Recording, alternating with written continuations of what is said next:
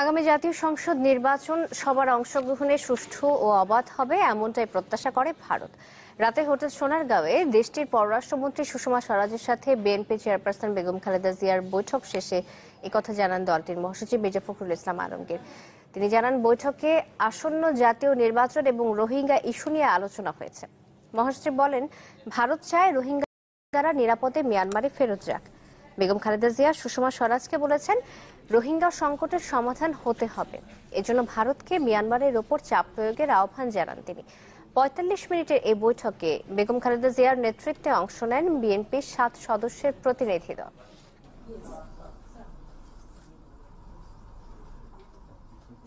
সকল দলের অংশগ্রহণের মাধ্যমে একটি সুষ্ঠু নিরপেক্ষ নির্বাচন যেন এখানে হয়, সকলের কাছে গ্রহণযোগ্য নির্বাচন হয়, এটাই তারা আশা করে। রোহিঙ্গাদের এই অবস্থার অবসান হতে হবে। তাদেরকে সাময়িক আশ্রয় দেওয়া হয়েছে, কিন্তু তাদেরকে দেশে মিয়ানমারে ফিরিয়ে নিয়ে যাওয়ার ব্যবস্থা করতে হবে। এই বিষয়ে ভারতের পররাষ্ট্রমন্ত্রী তিনি একমত হয়েছেন এবং সরকার দলীয় লোকেরাই পরীক্ষার প্রশ্ন ফাঁসের মূল হোতা বলে অভিযোগ করেছেন বিএনপির সিনিয়র যুগ্ম মহাসচিব রুহুল কবির রিজভী। রোববার দলের কেন্দ্রীয় কার্যালয়ে অনুষ্ঠিত এক সংবাদ সম্মেলনে তিনি বলেন, ক্ষমতাসীনরাই যে প্রশ্নপত্র ফাঁসে জড়িত তার সবচেয়ে বড় প্রমাণ সম্প্রতি ঢাকা বিশ্ববিদ্যালয়ের ভর্তি পরীক্ষা। তিনি এ প্রসঙ্গে ঘ ইউনিটের ভর্তি পরীক্ষার প্রশ্নপত্র ফাঁসের ঘটনায় ছাত্রলীগ নেতার জড়িত থাকার কথা তুলে ধরেন। ভারতের পররাষ্ট্রমন্ত্রীর সঙ্গে বিএনপি চেয়ারপারসনের আজ রাতের বৈঠক সম্পর্কে তিনি বলেন, দেশের স্বার্থ সংশ্লিষ্ট নানা বিষয়ে আলোচনা হবে।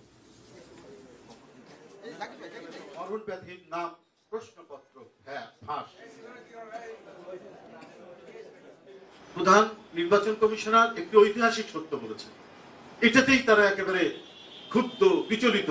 এই কারণেই মনে হচ্ছে তারা এটিকে একেবারে সহ্যই করতে পারছেন না। অর্থাৎ তারা যে নীল নকশা আঁটছেন সেই নীল নকশা অনুযায়ী হবে কিনা, এই কারণে একটু ওনারা দ্বিধাগ্রস্ত হয়ে যা চলতেছে সেগুলো নিয়ে, রোহিঙ্গা ইস্যু নিয়ে এবং রোড কানেক্টিভিটি অনেক কিছু নিয়ে হয়েছে। তিস্তা নিয়ে বলছে আলোচনা চলছে, আমরা এটা অচিরেই এটা সমাধান করব। রোহিঙ্গা সংকট নিয়ে গভীরভাবে উদ্বিগ্ন ভারত। এই সংকটের সমাধান নির্ভর করছে রাখাইনের আর্থসামাজিক উন্নয়নের উপর। বিকেলে রাজধানীর একটি হোটেলে বাংলাদেশ ভারত যৌথ পরামর্শ কমিটির সভায় একথা জানান ভারতের পররাষ্ট্রমন্ত্রী সুষমা স্বরাজ। তিনি বলেন, এই সংকট মোকাবেলায় কোফি আনান কমিশনের সুপারিশ বাস্তবায়নের সমর্থন রয়েছে তাদের। এর আগে বাংলাদেশের পররাষ্ট্রমন্ত্রী এইচ মাহমুদ আলী জানান, রোহিঙ্গাদের ফেরাতে মিয়ানমারকে চাপ দিতে ভারতকে আহ্বান জানিয়েছে বাংলাদেশ।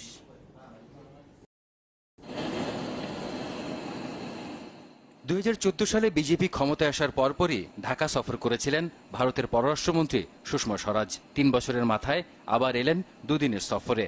দুপুরে বিশেষ বিমানে নামেন কুর্মিটোলা বিমান ঘাঁটিতে। এ সময় তাকে স্বাগত জানান পররাষ্ট্রমন্ত্রী আবুল হাসান মাহমুদ আলী। সেখানে কুশল বিনিময় শেষে সরাসরি চলে যান হোটেল সোনারগাঁয়ে। বিকেলে সেখানে হয় দুদেশের মধ্যে চতুর্থ যৌথ পরামর্শ কমিটির সভা। ঘণ্টাখানেক ধরে চলা বৈঠকের পর লিখিত বিবৃতি দেন দুই পররাষ্ট্রমন্ত্রী। এতে রোহিঙ্গাদের ত্রাণ পাঠানোয় ভারতকে ধন্যবাদ জানান বাংলাদেশের পররাষ্ট্রমন্ত্রী। সেই সাথে রোহিঙ্গাদের নিজ ভূমি ফিরিয়ে নেওয়া সহ রাখাইন সমস্যার শান্তিপূর্ণ সমাধানে মিয়ানমারকে চাপ দিতে ভারতের প্রতি আহ্বান জানান H Mahmud Ali. We were happy to be reassured that India would continue to support the humanitarian cause related to Rohingyas in Bangladesh. We thank India for humanitarian assistance provided. আবারও আগামী মৌসুমের আগেই ঢাকার জলাবদ্ধতা সমস্যার সমাধানের আশ্বাস দিলেন মন্ত্রী। আর ঢাকার দক্ষিণের মেয়র বলছেন, ভারী বর্ষণে জলাবদ্ধতা হবেই। আর এই অবস্থায় বিশেষজ্ঞরা বলছেন, শুধু আশ্বাসে নয়, কার্যকর ব্যবস্থা নেওয়া প্রয়োজন, যার দৃশ্যমান বাস্তবতা নেই একেবারেই। তারা মনে করেন, সরকারের সদিচ্ছা এবং জনগণকে এর সাথে সম্পৃক্ত করার মাধ্যমেই রাজধানীর এই জলজট সমস্যার স্থায়ী সমাধান সম্ভব। বিস্তারিত জানাচ্ছেন নাজিয়া কণা।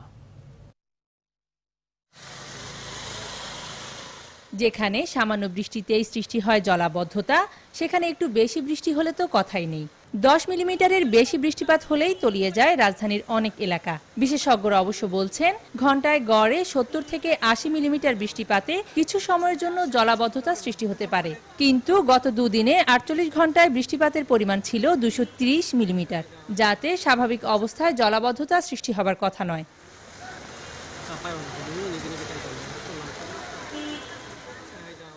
রবিবার রাজধানীর একটি হোটেলে বর্জ্য ব্যবস্থাপনা বিষয়ক এক সেমিনার শেষে সাংবাদিকদের এক প্রশ্নের জবাবে ঢাকা দক্ষিণের নগরপিতা বলেন, দুদিনে টানা বৃষ্টিতে জলাবদ্ধতা হওয়া স্বাভাবিক। এই ভারী বর্ষণ যদি 200-250 মিলিমিটার বৃষ্টি আপনার 36 ঘন্টাতে হয় তাহলে জলাবদ্ধতা হতেই পারে। এই সময় এলজিআরডি মন্ত্রী খন্দকার মোশাররফ হোসেন সাংবাদিকদের আশ্বস্ত করে বলেন, আগামী 1 বছরের মধ্যে জলাবদ্ধতা সমস্যার সমাধান হবে। আমরা জনগণের সাথে ওই যে এলাকার খালে পুনর্খনন করতে যাব, এই কাজগুলি প্রজেক্ট কমিটির মাধ্যমে আমরা করব। আগামী বর্ষা মৌসুমে আমরা আশা করতেছি সমস্যা এতটা প্রকট থাকবে। তবে নগর পরিকল্পনাবিদ ইকবাল হাবিব জানান, আগামী বর্ষায় জলাবদ্ধতা নিরসনের জন্য এখনো কোনো কার্যকর উদ্যোগ নেওয়া হয়নি। মাঠ পর্যায়ে জনগণকে নিয়ে উদ্যোগ না গ্রহণ করে রাজনৈতিক বক্তব্য দিয়ে জলজ নিরসন হবে না। আগামী বর্ষায় এটি নিরসনের জন্য এখন পর্যন্ত কোনো ধরনের কর্ম উদ্যোগ কাগজে কলমে অথবা মাঠ পর্যায়ে নেওয়া হয়নি অথবা হচ্ছে না। আমাদের এখনকার ড্রেনেজ ব্যবস্থা এই মাঝারি বৃষ্টিপাত ধারণ করার জন্যও উপযুক্ত না। সময় নির্ভর, জনসম্পৃক্ত এবং সার্বিক কর্মতৎপরতাই ঢাকার জলাবদ্ধতা সমস্যার সমাধান করবে, এমনটাই মনে করেন বিশ্লেষকরা। নাজিয়া কণা, নিউজ 24, ঢাকা। কোনো দলের পক্ষ হয়ে কাজ করেন না বলে দাবি করেছেন দেশের নির্বাচন পর্যবেক্ষক সংস্থাগুলোর প্রতিনিধিরা। রবিবার বেলা 11টায় রাজধানীর আগারগাঁওয়ে প্রধান নির্বাচন কমিশনার KM নুরুল হুদা সভাপতিত্বে নির্বাচন ভবনে অনুষ্ঠিত সংলাপে তারা কথা জানান। তবে রাজনৈতিক দলের এই অভিযোগকে স্বাগত জানিয়েছেন তাদের কেউ কেউ।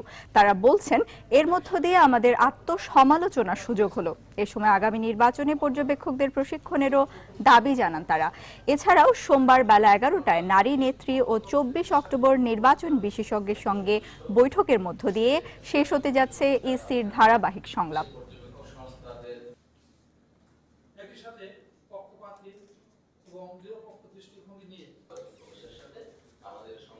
বাংলাদেশের ইতিহাসে আমি যতটুকু জানি, কোনো পর্যবেক্ষককে এই নির্বাচনী আচরণ বিধিমালা ভায়োলেট করার জন্য কখনোই কাউকে বরখাস্ত করা হয় না। এরকম কোনো নজির আমার জানা মতে নেই। এবং ইডব্লিউজির পক্ষ থেকে আমি যেটা বলবো, আমাদের নিজেদের একটা কোড অফ কন্ডাক্ট আছে, যে কোড অফ কন্ডাক্ট আমরা খুব স্ট্রংলি এটাকে মনিটরিং করি, ইমপ্লিমেন্ট করি। আত্মসমালোচনার একটা সুযোগ অবশ্যই আমাদের আছে। ক্রমাগত যে ল্যাকুনাগুলো আছে সেগুলো থেকে বেরিয়ে আমরা আরও সুসংগত একটা অবস্থানে নিয়ে যেতে চাই। ওনারা বলেছেন 25 বছরের উপরে হতে হবে পর্যবেক্ষকদের। সেখানে আমরা বলেছি, আমি ফেমার থেকে বলেছি যে এটা 20 থেকে 25 করলে ভালো হয়, কারণ আমাদের পর্যবেক্ষকদের আরেকটু অ্যাজাইল, আরেকটু অ্যাক্টিভ এরকম বয়সের লোক থাকতে ভালো হয়।